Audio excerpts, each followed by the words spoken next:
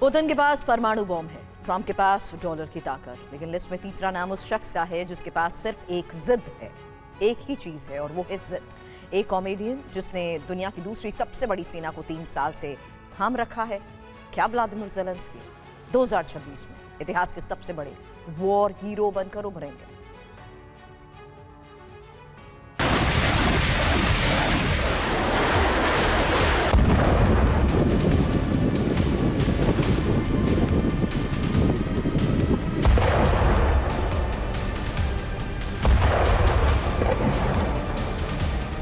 जब रूसी tank Kyiv के दरवाजे पर थे, दुनिया ने मान लिया था कि ज़ेलेंस्की भाग जाएंगे, लेकिन ज़ेलेंस्की ने दुनिया के सबसे ताकतवर मुल्कों और पुतिन की विशाल सेना की आंखों में आंखें डालकर कहा, जब तुम हम पर हमला करोगे तो तुम हमारे चेहरे देखोगे, हमारी पीठ नहीं।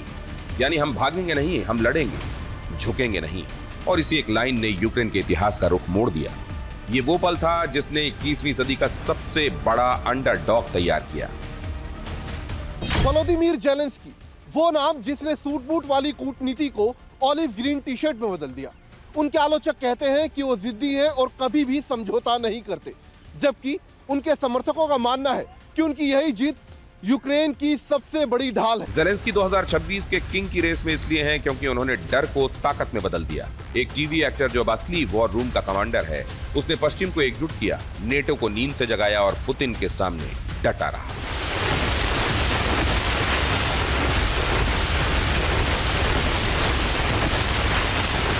जब रूस ने बिजली काटी, पानी रोका और मिसाइलें बरसाईं, तो ज़ेलेंस्की ने पुतिन को दो टूक जवाब दिया।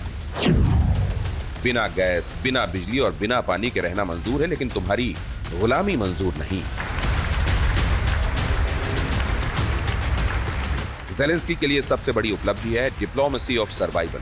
कैसे बिना संसाधनों के दुनिया भर के खजाने और हथियार अपने देश के लिए खोल दिए। 2026 तक अगर यूक्रेन नक्शे पर मौजूद है तो उसका एकमात्र कारण ज़ेलेंस्की की जिद होगी। जरा समझिए कैसे ज़ेलेंस्की ने युद्ध के हर पड़ाव पर अपनी रणनीति बदली और टिके रहे।